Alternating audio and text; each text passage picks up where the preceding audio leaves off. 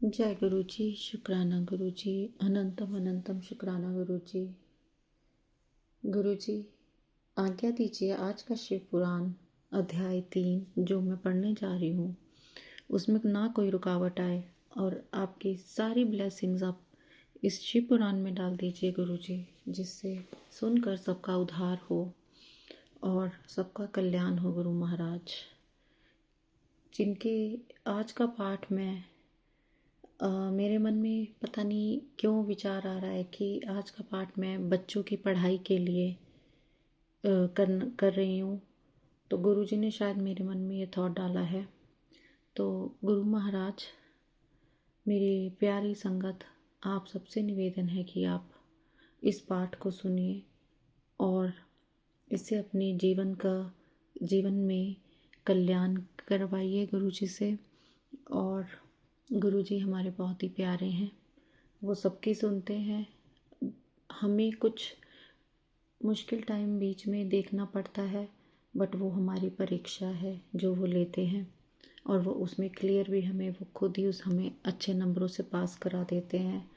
बात सिर्फ विश्वास की है।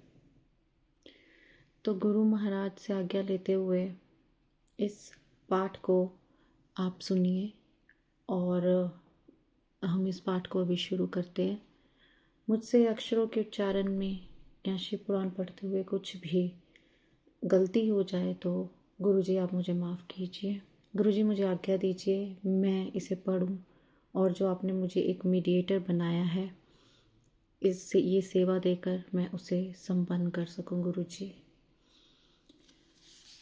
चंचुला की प्रार्थना से ब्राह्मण का उसे पूरा शिव पुराण सुनाना और समय अनुसार शरीर छोड़कर शिवलोक में जा चंचुला का पार्वती जी की सखी एवं सुखी होना।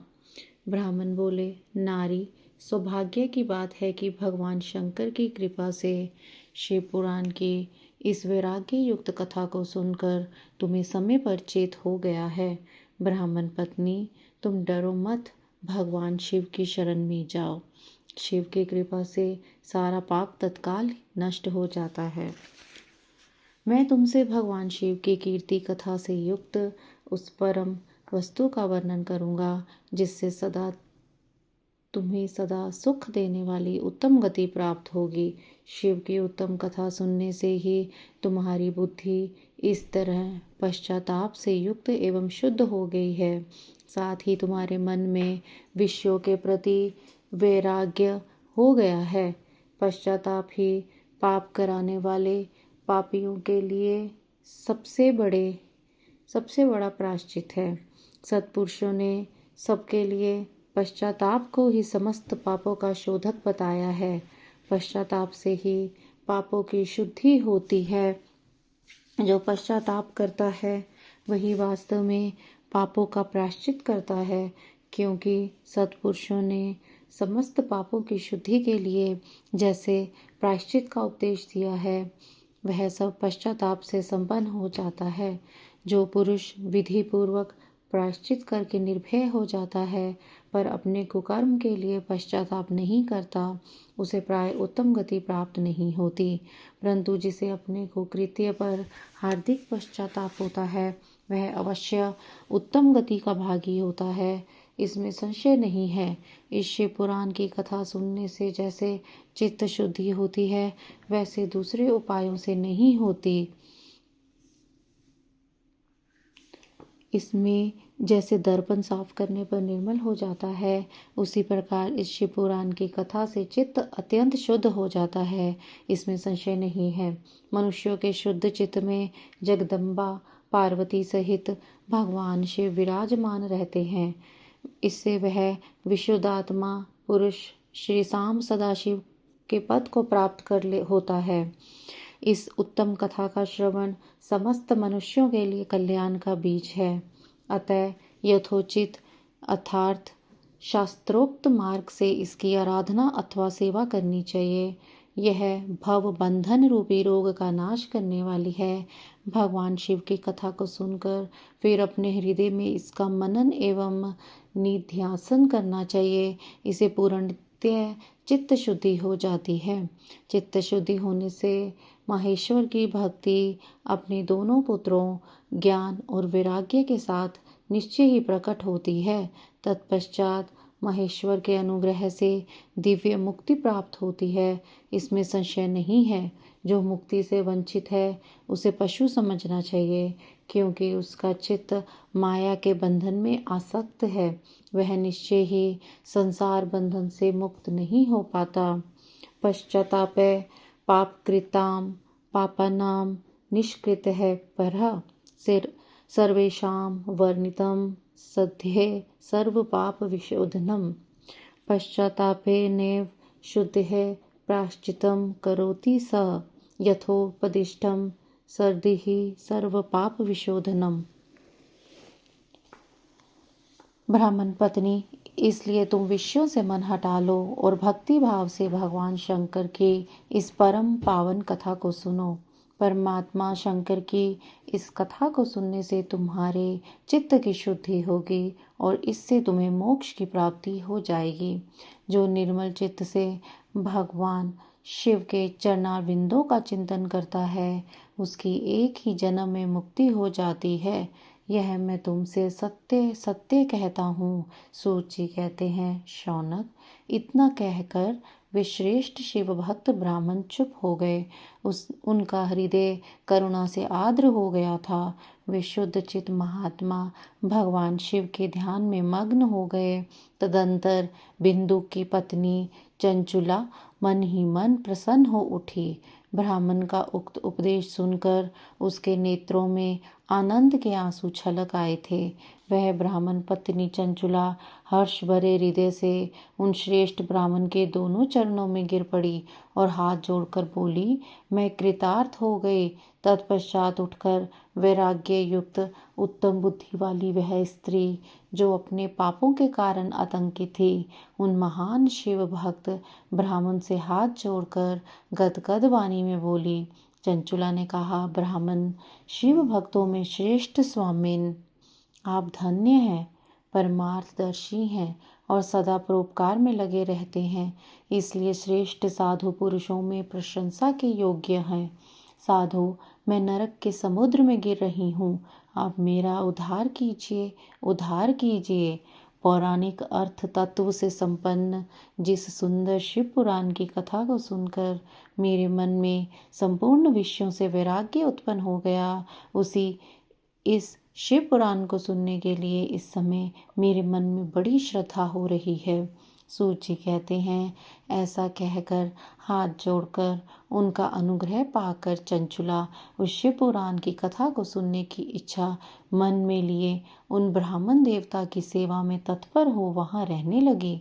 तदंतर शिव भक्तों में श्रेष्ठ और शुद्ध बुद्धि वाले उन ब्राह्मण देव ने उसी स्थान पर उस स्त्री को शिव पुराण की उत्तम कथा सुनाई।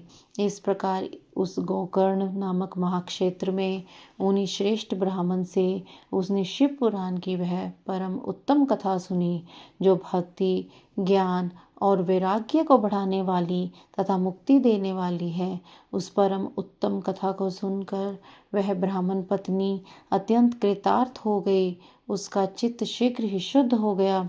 फिर भगवान शिव के अनुग्रह से उसके हृदय में शिव के सगुण रूप का चिंतन होने लगा। इस प्रकार उसने भगवान शिव में लगी रहने वाली उत्तम बुद्धि पाकर शिव के सच्चिदानंदमय स्वरूप का बारंबार चिंतन आरंभ किया। तत्पश्चात समय के पूरे होने पर भक्ति, ज्ञान और वैराग्य से युक्त हुई चंचुला ने अपने शरीर को बिना किसी कष्ट के त्याग दिया।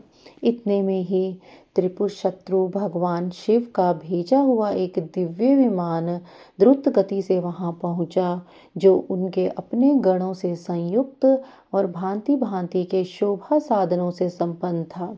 चंचुला उस विमान पर आरूढ़ हुई और भगवान शिव के श्रेष्ठ पार्षदों ने उसे तत्काल शिवपुरी में पहुंचा दिया। उसके सारे मैल धुल गए, अर्थात उसके सारे मल धुल गए थे। वह दिव्य रूप धारिणी दिवांगना हो गई थी। उसके दिव्य अवयव उसकी शोभा बढ़ाते थे। मस्तक पर अर्धचंद्र का मुकुट धारण किए हुए गौरांगी देवी शोभाशाली दिव्याभूषणों से अभिभूषित थी। शिवपुरी में पहुंचकर उसने सनातन देवता त्रिनेत्रधारी महादेव जी को देखा। सभी मुख्य देवता उनकी सेवा में खड़े थे। गणेश, भृंगी, नंदेश्वर तथा वीरभद्रेश्वर आदि उनकी सेवा में उत्तम भक्ति भाव से उपस्थित थे। उनकी अंग कांति करोड़ों सूर्य के समान प्रकाशित हो रही थी। कंठ में नील चिन्ह शोभा पाता था। 5 मुख और प्रत्येक मुख में 3-3 नेत्र थे। मस्तक पर अर्धचंद्राकार मुकुट शोभा देता था। उन्होंने अपने वामांग भाग में गौरी देवी को बिठा रखा था, जो विद्युत पुंज के समान प्रकाशित थी। गौरीपति महादेव जी की कांति कपूर के समान गौर थी। उनका सारा शरीर श्वेत भस्म से भासित था। शरीर पर श्वेत वस्त्र शोभा पा रहे थे। इस प्रकार परम उज्ज्वल भगवान शंकर का दर्शन करके वह ब्राह्मण पत्नी चंचुला बहुत प्रसन्न हुई। अत्यंत प्रीति युक्त होकर उसने बड़ी उतावली के साथ भगवान को बारंबार प्रणाम किया। फिर हाथ जोड़कर वह बड़े प्रेम, आनंद और संतोष से युक्त हो विनीत भाव से खड़ी हो गई। उसके नेत्रों से आनंदाश्रुओं की अविरल धारा बहने लगी तथा संपूर्ण शरीर में रोमांच हो गया। उस समय भगवती पार्वती और भगवान शंकर ने उसे बड़ी करुणा के साथ अपने पास बुलाया और सौम्य दृष्टि से उसकी ओर देखा। पार्वती जी ने तो दिव्य रूपधारिणी बिंदुक प्रिय चंचुला को प्रेम पूर्वक अपनी सखी बना लिया। वह उस परमानंद घन ज्योति है स्वरूप सनातन धाम में अविचल निवास पाकर दिव्य सौख्य से संपन्न हो अक्षय सुख का अनुभव करने लगी। जय गुरु जी। शुक्राना गुरु जी। ओम नमः शिवाय। शिव जी सदा सहाय। ओम नमः शिवाय। गुरु जी सदा सहाय। संगत जी, यहीं पर हमारा शिव पुराण का अध्याय 3 आज संपूर्ण हुआ गुरु जी के आशीर्वाद से। संगत जी, जितना हो सके गुरु जी को शुक्राना कीजिए, हर चीज़ का शुक्राना कीजिए। गुरु महाराज आपकी सारी मनोकामनाएं पूरी करें। और आज का जो पाठ था ये मैंने बच्चों के लिए, उनकी पढ़ाई के लिए किया है। तो आज गुरु जी आपने इसे सफल बनाया, उसके लिए बहुत बहुत शुक्राना गुरु महाराज। गुरु जी सब पर अपनी ब्लेसिंग्स बनाए रखिए। जय गुरु जी। शुक्राना गुरु जी।